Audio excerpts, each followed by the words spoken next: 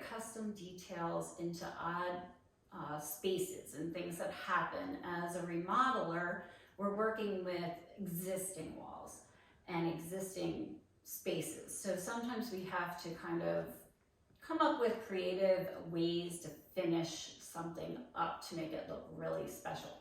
So one of my favorite things in our kitchen, one of the little finishing details, was we had this little piece of wall that was showing here, and we could have just kept it as, you know, wallboard, but I didn't really want to make this wall red, and we came up with this idea of doing the flat panel detail.